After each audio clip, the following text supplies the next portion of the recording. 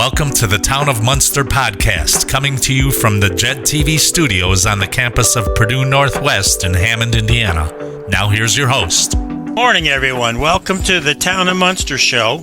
My name is David Nellens. I'm one of the councilmen there in town. I represent the 4th Ward, but I really represent the entire town. This morning we are on WJOB 1230 and 104.7 FM. And this is February 4th. Correct? Correct. Make sure we're on the right day here. And I have some guests today.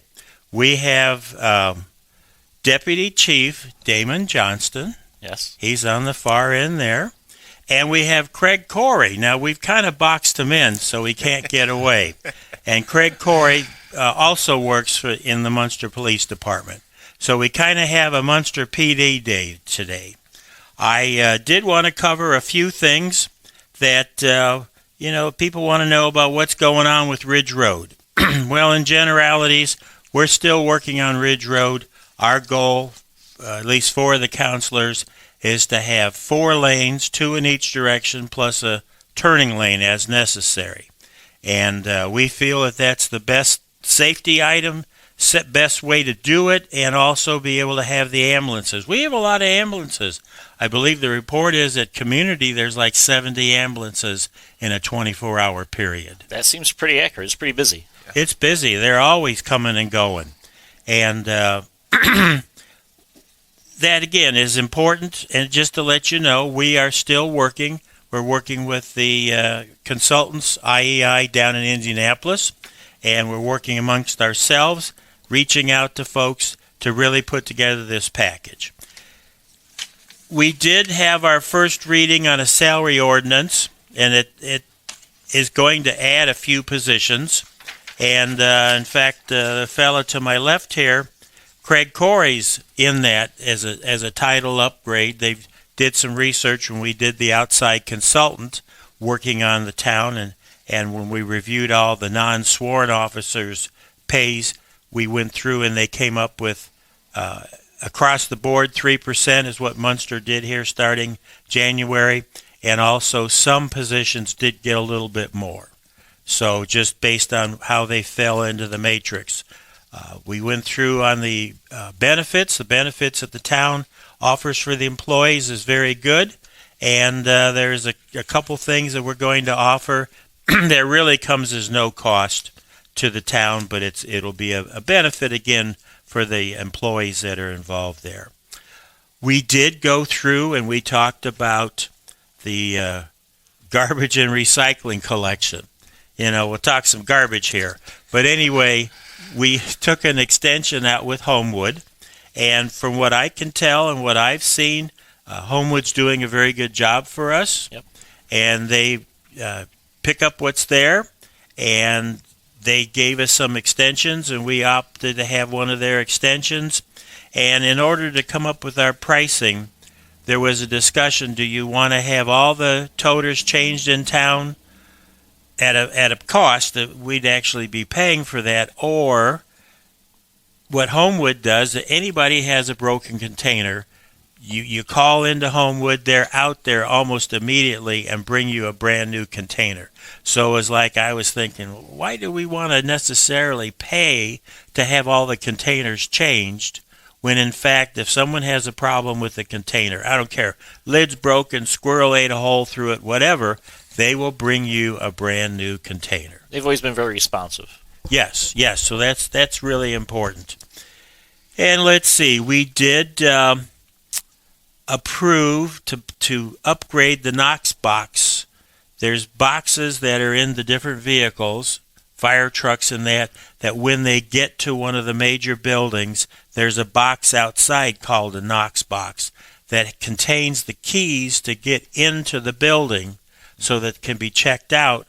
Well, we have a master key per se that opens up those boxes that are secured in the vehicles. I think some of the squads have it. Our supervisors all have that. And the fire trucks and all that, so that if there's a call, either for fire or security issue, you have the opportunity to open up the door. Yep. And you don't have to wait for someone to come in from Indianapolis to let you in. So the old system in disrepair. You couldn't get parts for it. It couldn't be upgraded. So we approved to have that. We also approved to purchase a new water pump at the pumping station there across the street from Arby's and Target on Calumet Avenue.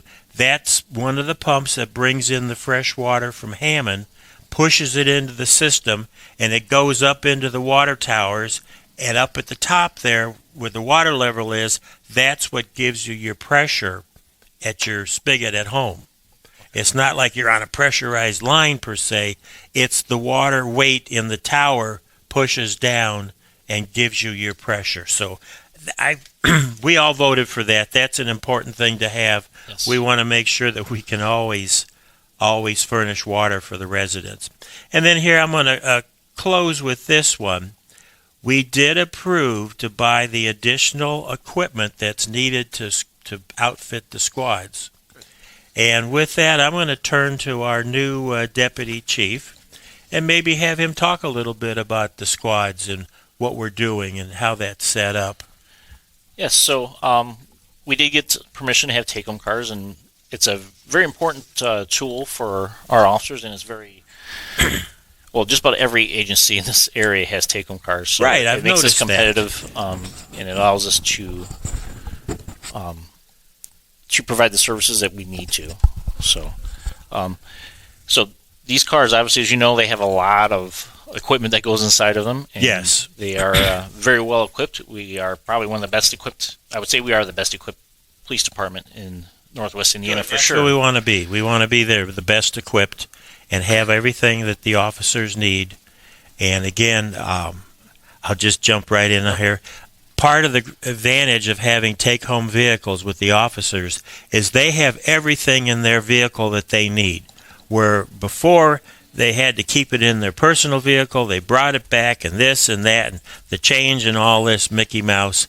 Now they'll have the vehicle, and if they need to come from home directly to a situation, is that not right? Am I thinking about this the right way? Right. They'll be very well equipped to handle whatever arises, because we do make sure that these vehicles have all the equipment that they could ever possibly need to handle any type of situation. So it's an ongoing process to make sure all these vehicles have this equipment, and it's always changing. So that's what that is, yes. Now, how many sworn officers do we have?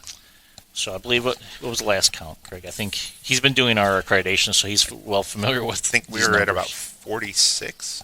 That sounds about right, yes. Okay, and we were authorized to 50. Yes. Correct. Yes, the current council voted to give additional authorizations to take it up to 50. And we also did purchase some additional Explorers that were still available at the dealers that are in the Interceptor package. Is that the right term? That is the correct term. That's what they call the squad car, yes. The squad car. Yep. And I'm anticipating having the additional officers. So what we'd also like, again, if you run down the number of officers, and I think you talked about some of the new promotions that we're going through right now. Yes, this is a very exciting time at our police department, because we have a lot of... The Munster Police. The Munster Police Department, yes. Because we have a lot of young and great officers who are getting the opportunity to do some leadership roles now. So we recently promoted Brian Hernandez, Alex Rilio, Mark Ashcraft. Did I miss anybody else? No, those were James Grice. And James Grice. Yes, of course, James Grice. He's not in patrol. He's in the cop unit, so I don't have as much communication with him sometimes. But Tom Kuhlenschmidt. Yep. So that was the next part. Is we also promoted a lieutenant to our administration staff, which is Tom Kuhlenschmidt. Now he's a lieutenant, and we're all excited for these new ideas and some change and some new thoughts in growing our police department. So it's pretty exciting, and these people are awesome people, and they're going to be very great. They're going to be great leaders for our police department. We're looking forward to it. Wonderful, wonderful. Now, we brought Craig in today, not just to be the bumper in the middle between the two of us, because our deputy chief and I get along very well. We've had a good working relationship. I think all the time I've been on the council. This is my 21st year of serving. And so anyway, we got Craig here, and part of his responsibility is to track all this And tell me about this certification. What's this thing that we have? So I am the accreditation manager for the police department. We are a CLIA certified agency. So my job primarily is to make sure that we stay in compliance with the CLIA requirements. With that, it comes with a yearly assessment we have to do. So we get 4 during a cycle. And then during our 4th year, like we are now, we just completed our web assessment, and we are due for an on-site assessment within a month. And then sometimes they ask for folks from the community. Correct. To be able to talk to. Yeah, when they do an on-site, they'll want to talk to random community members, or they'll talk to council members, somebody in the town. And that's a good thing. Correct. I mean, we had a big discussion about it, and I believe in the year that we started with CALEA, the council was 100% behind it. It's just another certification, but it's another judge or measuring yardstick. How do we measure up? It's no light task, I'll say. I've been involved in accreditation since we started, and became the accreditation manager not too long after our first accreditation manager moved on with his career. And being involved with, I worked for CLIA a little bit doing assessments, and I've done a lot of stuff through the state. So it is no light task, and it's something we should be very proud of, because it is, as they coin it, the gold standard in law enforcement. It is the best practices internationally for law enforcement, because it is an international accrediting body, and we should be very proud of all the hard work, especially that Craig has put in and our officers have put in to maintain this status, because it's not an easy thing, and not every police department can do it. So it's something we hang our hat on. And the officers probably have to be groomed and reminded this is how it's to be done, and you Correct. Go in and track however I'm going to say however they do their reports, the fact that how they interact with the community, Correct. how that is perceived. So tell us a little bit more about that. So we have to comply with at least 180 standards minimal per year that we have to show record for. Everything from our training, our policies, to make sure we review things, and then the way we write our certain reports and how we interact. So the requirements cover a wide range of topics. So every year we have to show record that we are in compliance with that, and you have to keep that record going every single year. Well, that takes time, but that's also why you assign someone to that. Now, I can't stress enough how I left the accreditation process in the best hands possible with Craig. He is by far one of the best accreditation managers I've seen, and I've been all over the United States looking at accreditation managers, and he is a leader in that, and especially in the state of Indiana, they come to him when they need help. All these different accreditation managers. Well, I'm going to ask one thing. Craig, did he leave the records in good shape, or was it a train wreck? It was good. It wasn't he fixed bad. It. He for sure fixed it. It wasn't bad. I give all the credit to Craig. It's way better shape than when I had it. And then, Craig, you mentioned that you work with other agencies outside of the Munster Police Department. Correct. So recently I just helped IUPD. They're going through their accreditation process. I helped Elkhart County over the holidays. There's a group that's for the state of Indiana. It's called IMPACT.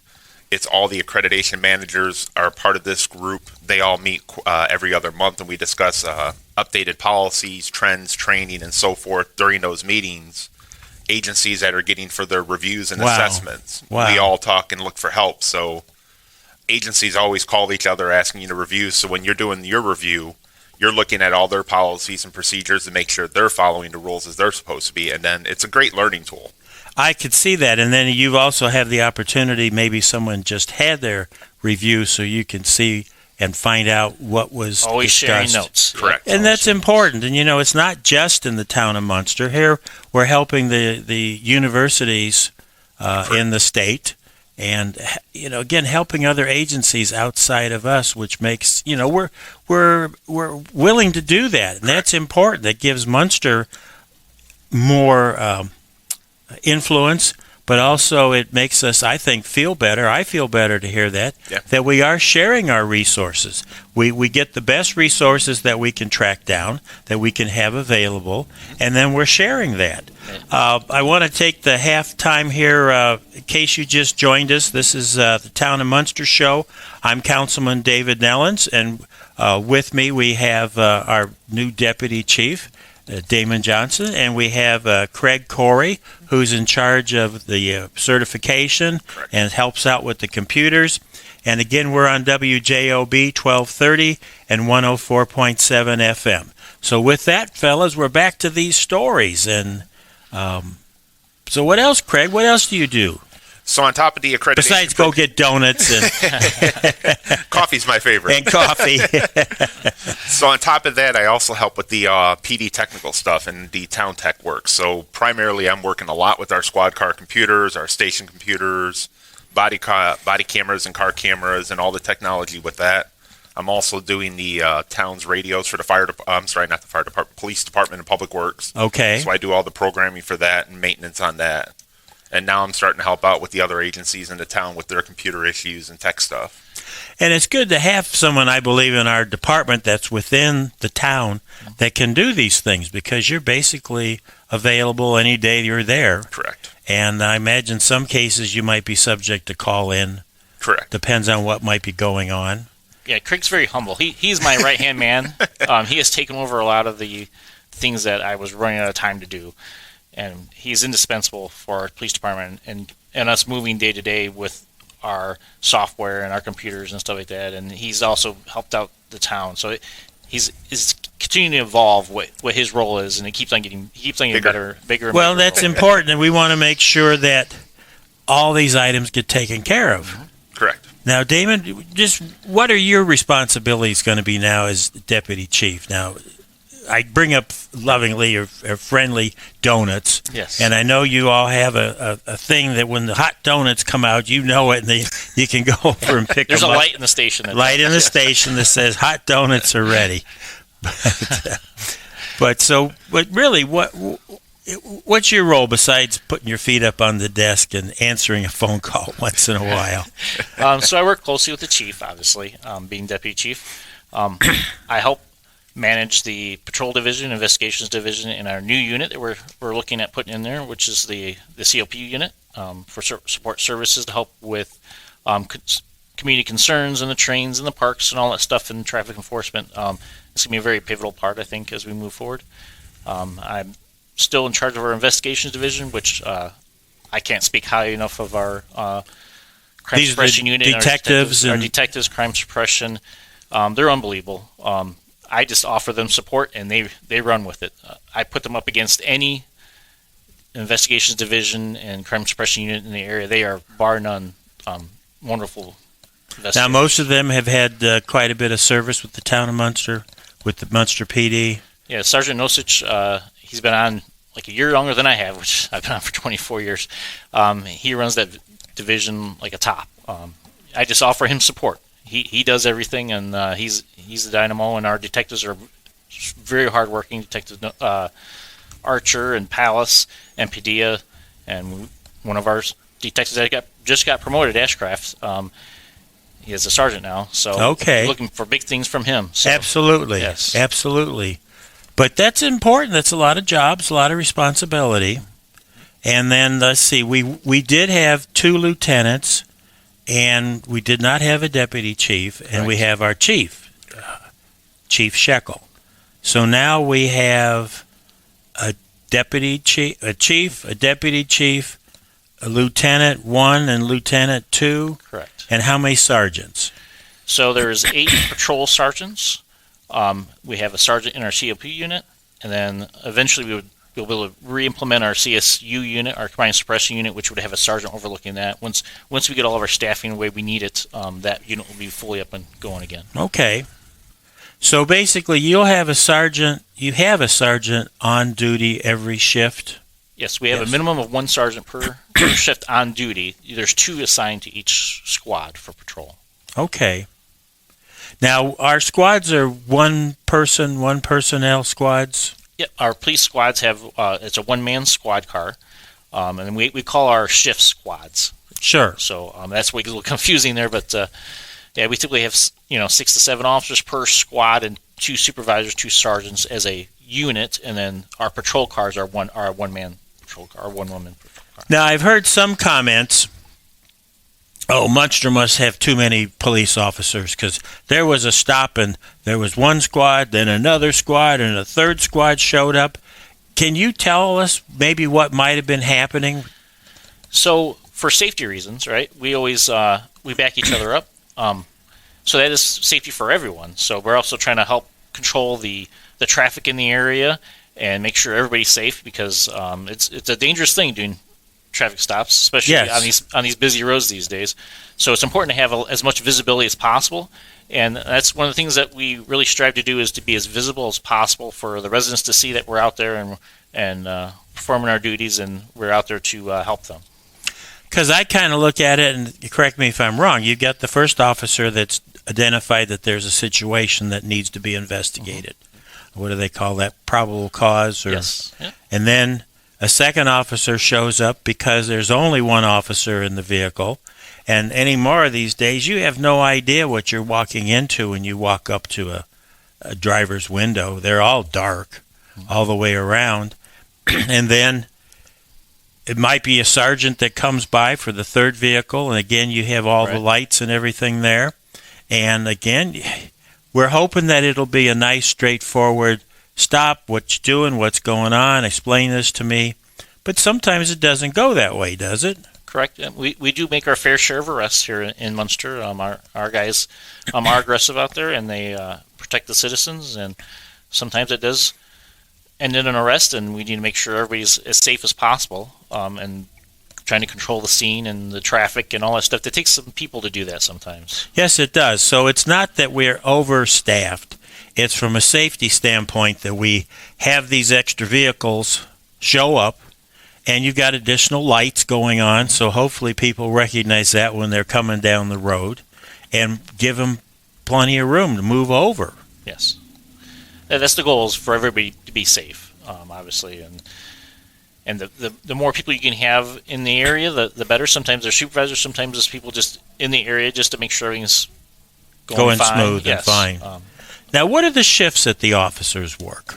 We work 12-hour shifts every day. So there's two squads that kind of mirror each other with their days off, and I've never worked 12-hour shifts in my career, which I got out of patrol right at the time where they were switching over. So, okay. So I haven't experienced them, so my understanding of them is basic. But the officers do get a little bit more time off that way, more weekends off, because of the schedule and how that works out. It's advantageous for the family, for the officer. So, well, that's good. Now, Craig, you mentioned that you help with the equipment. So with these vehicles being outfitted, are you involved with that? The radios? Correct. Yeah, I'm heavily involved right now with all the new computers that we're getting in. I'm doing the initial programming and the setup, configuration into the squads, making sure everything is working for the officers, installing any of the software that we need to use for the cameras, ticketing software, printers, and so forth. Wow. Today's squad is far cry from what it was 21 years ago when I started. It is truly an office. Yeah, there's a lot of equipment in these vehicles now. Yeah, there's more equipment in it than in my office. There's a lot of stuff going on, and there are a lot of great tools and information that are at their fingertips, which they need to in order to do their jobs properly. Absolutely. We want to make sure they have everything they need. I'm a firm believer that there's the right tool for the job, and it makes the job so much easier because you're not having to improvise. Correct. Now, who's responsible for installing the gun rack? And do all these vehicles have ARs? So we do have rifles. Or rifles? Yep. And rifles and shotguns. And we have an outfitter who installs that for us, and it's tied into the computer systems and everything. It's pretty interesting how everything works. So we don't give everything away, but so you know if one of them has been taken out of the rack. Yep. There's it's all connected. Everything in our squad car is it's like a virtual environment. Everything's connected to the computer, and we're able to monitor all that stuff. And it's a shame that we have to have all that, but on the other hand, you need to have it to protect the officers, to also protect the rights and freedom of the community. Yes. And if there's a problem or a bad apple, you're prepared to take what you need to do and to help alleviate that situation.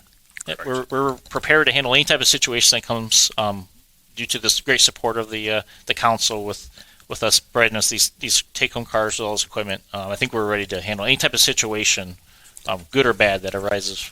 And I think if this is all right to say that you have training at the schools You do on-site training with the officers. Absolutely. We train there multiple You want times to tell a year. us about just whatever you can tell us.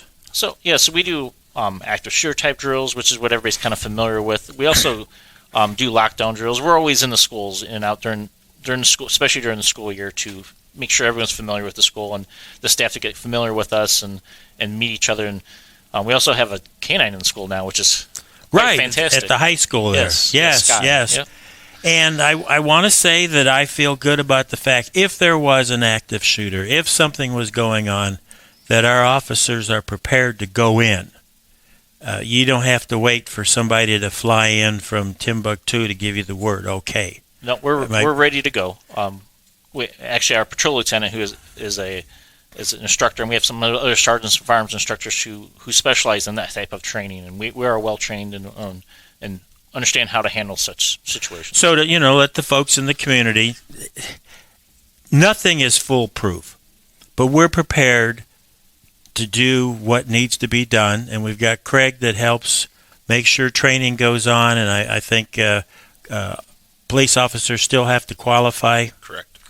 And that's all tracked and watched. He tracks a lot of stuff for accreditation. He tracks all our mandated stuff, and there's a lot of things that we have to do to handle that. Yeah. Yes, I mean, those are the key things that I think are important for our residents to know, that we have a dynamic police department. Yeah, I think that's a good description of we have a lot of stuff going on. A lot of stuff going on. It's important. Yes, I caught some heat for pushing additional officers, and I caught some heat for raising the rates, the pay rates, and also adding the take-home vehicles. But we were in the minority. Way more departments have take-home vehicles. It puts them out in the community. The rules are that they have to be in the contiguous county. Yep, yes, that's correct. And they are not limited to just Munster, but surrounding communities, so that we have folks and officers that are out there, and it gives people a somewhat of a comfort level. But we do have officers out there, and for me, it feels good to look and see all the squads that have come in, and the officers and the equipment. Craig's pulling his hair out to make sure everything is checked in. He's been very busy, and all the squads are. So now, have all the squads been finished up, or are we still working on it? No, we still have a fair amount that are still being installed at the install shop right now. Okay. It's not a quick process for sure. No. There's a lot of equipment that goes in those things. And we have, what kind of vehicles? What do we have? So we mainly have Explorers, we call them Interceptors, and we have some, they call them Responders, which are the F-150s. We have some supervisors that have some F-150s so that we can haul some things and carry some special equipment. So those are a crew cab, right? Yes, four doors. And a bed. It's a pickup truck, but not just a pickup truck. It's a special pickup truck. Correct. That has some additional enhancements. And the police squads have the Interceptor package. And these have the Responder package. Responder. And my understanding is that on those police Interceptors, they're not built on a regular basis.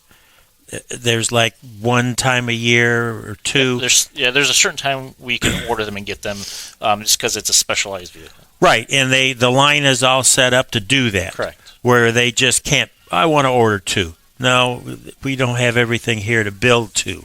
So anyway, I just want to kind of wrap up. I do appreciate both of you being here. Thank you. Good guests. Anything you'd like to say, Damon? I'm just looking forward to these positive changes that we're doing at the Munster Police Department, and all the hard work that people like Craig and our new supervisors are doing to make Munster Police Department a great department. Absolutely. And I want to say that I support it. And over the years, I have signed off and supported equipment for the police department and for public works and for the fire department and parks, all of them. I think, again, they're having the right equipment, the right tools, make the job easier. Craig, what would you like to wrap up with? I'm enjoying my time with the police department. I'm looking forward to my first on-site accreditation. So after we complete all this will be our first renewal under my belt. So I'm excited to maybe we have to go get through him this on process. so you can talk about this experience. So. Yes, we will. We'll definitely have him come back on. I'm excited for this process. And I think this has been a great show. and I really appreciate both of you coming and being here and willing to talk. You know, I need folks that don't just give a one-word answer. Yes, no. And we have a little laugh. So with that, I'm going to say, well, this is a wrap, and I thank both of you for being here. So we'll go from there. Thank you. You've been listening to the Town of Munster podcasts, coming to you from the JED TV studios on the campus of Purdue Northwest in Hammond, Indiana. Thank you for listening.